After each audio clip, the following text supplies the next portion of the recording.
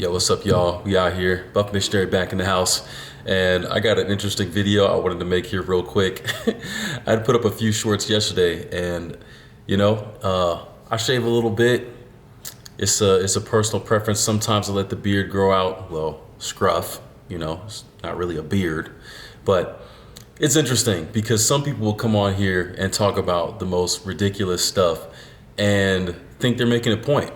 But the point that I want to make this morning with what I'm going to actually go through as a response to one of these shorts that I made is how easy it is to judge and not even realize it and think that we're coming from a place of correctness.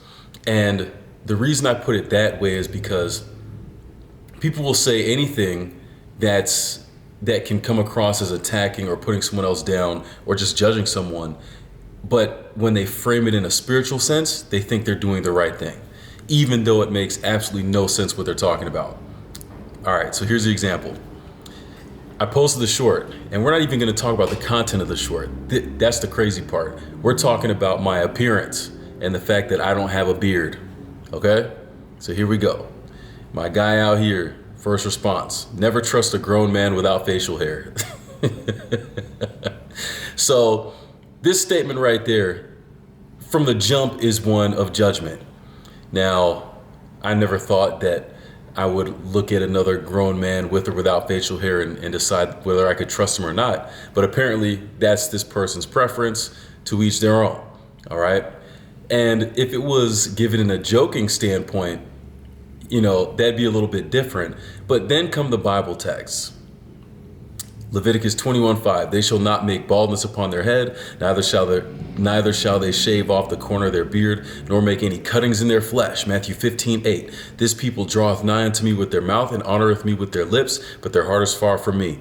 John 14:15, if you love me, keep my commandments. He that hath my commandments and keeps them, he it is that loves me, and he that loves me shall be loved of my Father, and I will love him and manifest myself to him. All because I don't have facial hair. Okay?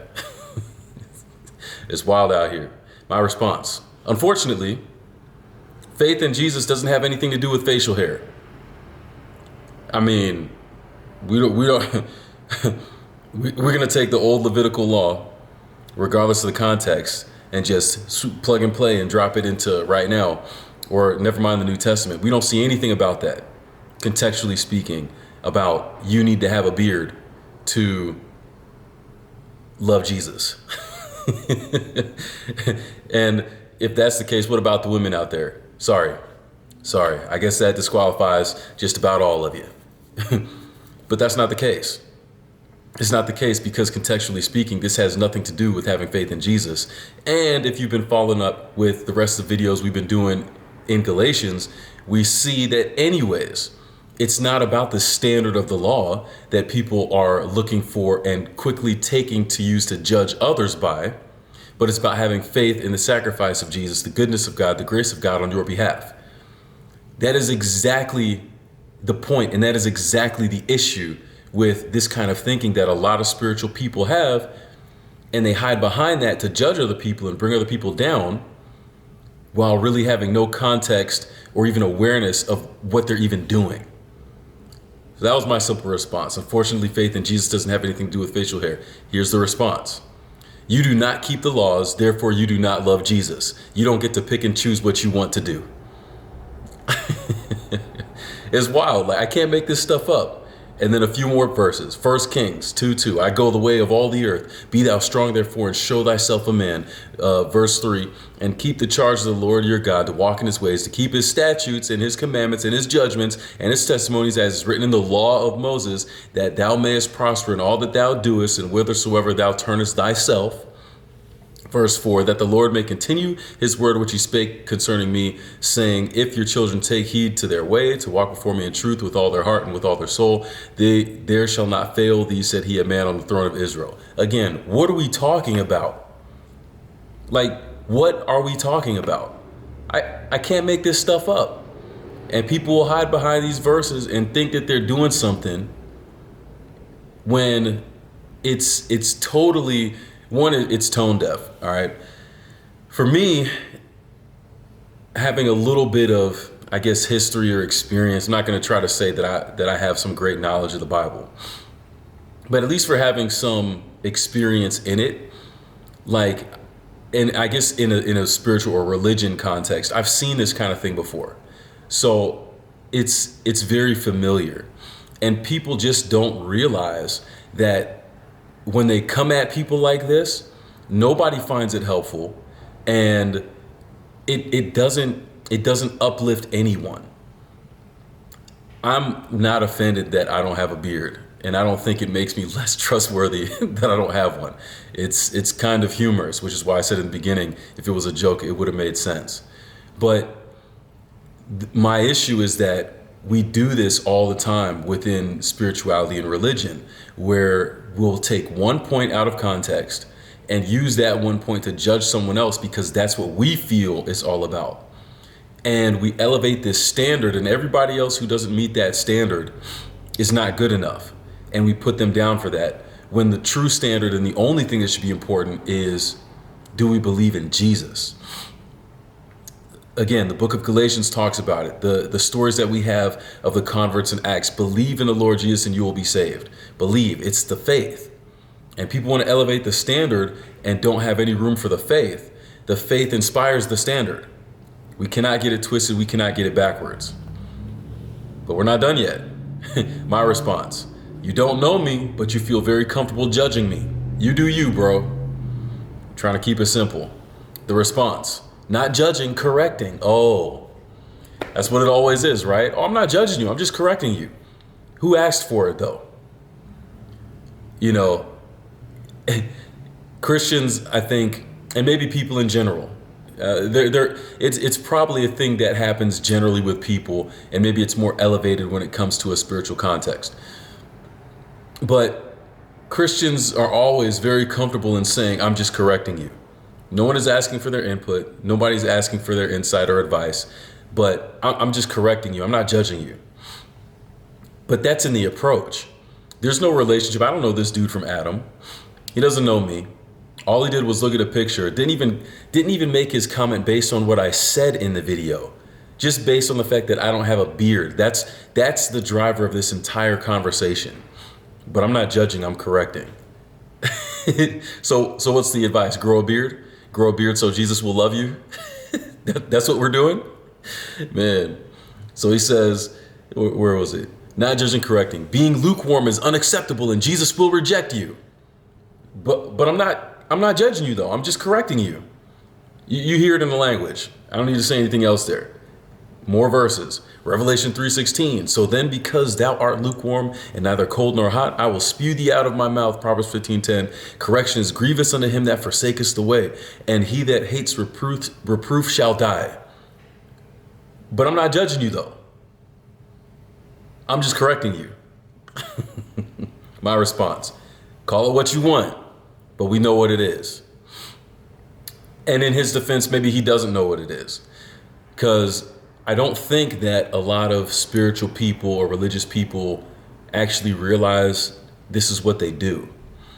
I'm pretty sure that I could say that I was there at some point in the same way, using a standard that I thought was the way it should be, and kind of looking down on others who didn't keep it and saying, well, you need to do this if you're trying to achieve this kind of a thing. I've never personally been the one that says, if you don't do this, you're going to hell. That's never been my flow. But I've seen that, and I've been around that kind of mentality within church and around religion. So, and it's kind of scary how natural it comes to people when they read through the Bible. They see the laws, they feel inspired to keep the laws, and they miss out on what Jesus was bringing. We talked about in the video last night about the changeless promise. What it is exactly that Jesus does for us through his presence and through his being. And we miss out. We miss out on the beauty of the gospel because we're so focused on chasing a standard, and the most random standard at that, when what Jesus did frees us from living a life simply about a standard. He gives us the opportunity to live by faith in him, which enables us to keep the standard, and I should say the principles of the standard, because we haven't even gone into the context of what this verse is actually about, who it's for, et cetera, right? But it's like, it's so easy for religious people, for spiritual people to take this approach and treat it like I'm doing you a favor by saying this. And nobody feels that way when it comes to it. I said, call it what you want, but we know what it is. His response: very disappointing, brother. Oh, now I'm a brother. Someone truly about this faith would accept the correction, repent, and keep the laws and the commandments. Okay, so we know what it is. And then 2 more verses. Not done yet. Proverbs 15:31, the ear that hears the reproof of life abides among the wise. And 32, he that refuses instruction despises his own soul, but he that hears reproof gains understanding. Grow a beard so you can be trustworthy. My response, and it just keeps going, like, can't make this stuff up, man. Can't make this stuff up. There's another response. I'm not going to call out his name in here, but part of it is of Judah. And that kind of tells me a little bit about where he may be coming from. He doesn't look Jewish. He looks a little bit darker than me, but I don't know anything, so I can't say anything about that. But this idea of judging people based on a standard that I'm going to choose. I don't know you, but because I see this, I'm going to assume all of this about you.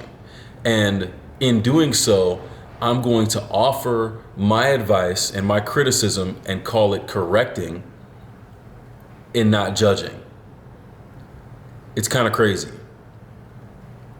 And we have to be careful that this isn't what we do when it comes to the gospel, because I can't think of very many things that turn people off faster to something that should be good news than coming at people, correcting them or judging them and all this kind of stuff.